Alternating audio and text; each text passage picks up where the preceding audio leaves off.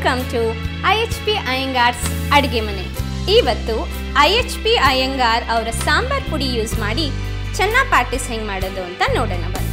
ಚೆನ್ನ ಪ್ಯಾಟಿಸ್ ಮಾಡೋಕ್ಕೆ ನಾನು ಚೆನ್ನ ನೀಟಾಗಿ ಬಾಯ್ಲ್ ಮಾಡಿಕೊಂಡು ಮೊದಲನೇ ದಿವಸನೇ ನೆನೆ ಹಾಕಿ ಬಾಯ್ಲ್ ಮಾಡಿಕೊಂಡು ಸ್ಮ್ಯಾಶ್ ಮಾಡ್ಕೊಂಡು ಬಂದಿದ್ದೀನಿ.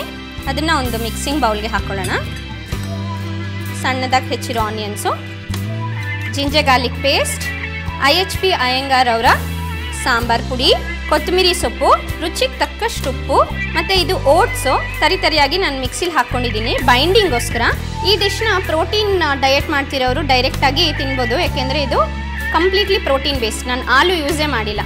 ಈಗ ಇದನ್ನೆಲ್ಲ ಚೆನ್ನಾಗಿ ಕಲಿಸ್ಕೋಬೇಕು. ಇದನ್ನು ನೀಟಾಗಿ ಕಲಸಿಟ್ಕೊಳ್ಳಿ. ಇದಕ್ಕೆ ನೀರು ಹಾಕ್ಕೋಬಾರ್ದು, ಆಲ್ರೆಡಿ ಚೆನ್ನಾಲೇ ಸ್ವಲ್ಪ ನೀರು ಅಂಶ ಇರುತ್ತೆ. ಅದಕ್ಕೋಸ್ಕರನೇ ನಾನು ಓಟ್ಸ್ ಪೌಡರ್ ಹಾಕಿದ್ದೀನಿ. ಹೆಂಗಿರಬೇಕು ಅಂದರೆ ಕಟ್ಲೆಟ್ ಮಾಡಬೇಕು ಆ ಥರ ಕನ್ಸಿಸ್ಟೆನ್ಸಿ ಇರಬೇಕು ಇದು ಮಿಕ್ಸ್ಚರು. ಇದನ್ನು ಸಣ್ಣ ಸಣ್ಣ ಪ್ಯಾಟೀಸ್ ಥರ ಮಾಡ್ಕೋಬೇಕು. ನಿಮ್ಗೆ ಯಾವ ಶೇಪ್ ಆದರೂ ಮಾಡ್ಕೋಬೋದು. ಓವಲ್ ಬೇಕಾ ಓವಲ್, ರೌಂಡ್ ಬೇಕಾ ರೌಂಡ್. ನಿಮ್ಗೆ ಏನಾದರೂ ಕನ್ಸಿಸ್ಟೆನ್ಸಿ ಸರಿ ಹೋಗಿಲ್ಲ ಅಂದರೆ ಇನ್ನು ಸ್ವಲ್ಪ ಓಟ್ಸ್ ಪೌಡರ್ ಹಾಕ್ಕೋಬೋದು. ಇದಕ್ಕೆ ನಾನು IHP ಅಯ್ಯಂಗಾರ್ ಸಾಂಬಾರ್ ಪೌಡರ್ ಏನಕ್ಕೆ ಹಾಕಿದ್ದೀನಿ ಗೊತ್ತಾ? ಸಾಂಬಾರ್ ಪೌಡ್ರಲ್ಲಿ ಜೀರಾ, ಧನಿಯಾ ಎಲ್ಲ ಮಿಕ್ಸ್ ಆಗಿರುತ್ತೆ. So it gives A unique flavour. Chilli powder ಬದಲು ಸಾಂಬಾರ್ ಪೌಡರ್ ಹಾಕಿ ಟ್ರೈ ಮಾಡಿ ನೋಡಿ ಹೆಂಗಿದೆ ಅಂತ ನೀವೇ ಹೇಳ್ತೀರಾ. ಯಾಕೆ IHP ಅಯ್ಯಂಗಾರ್ ಅವರೇ ಸಾಂಬಾರ್ ಪೌಡರ್ ಯೂಸ್ ಮಾಡಬೇಕು?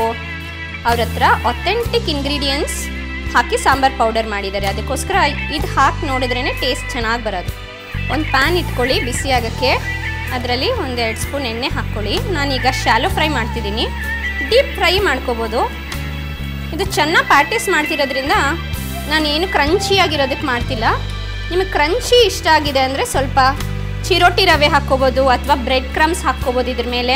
ಅದರಲ್ಲಿ ಸ್ವಲ್ಪ ರೋಲ್ ಮಾಡಿದ್ರೆ ನಿಮ್ಗೆ ಟಿಪಿಕಲ್ ಕಟ್ಲೆಟ್ ಥರನೇ ಅನಿಸುತ್ತೆ. ಈಗ ನಾನು ಸುಮ್ಮನೆ ಪ್ಯಾಟೀಸ್ ಮಾಡ್ತಿದ್ದೀನಿ. ಇದನ್ನು ಎರಡೂ ಕಡೆ ರೋಸ್ಟ್ ಮಾಡ್ಕೊಳ್ಳಿ. ಮಾಡಿದ್ಮೇಲೆ ಪ್ಲೇಟ್ಗೆ ಡಿಮೌಲ್ಡ್ ಮಾಡ್ಕೊಳ್ಳಿ. ಈಗ ಚೆನ್ನ ಪ್ಯಾಟೀಸ್ ರೆಡಿ ಆಗಿದೆ.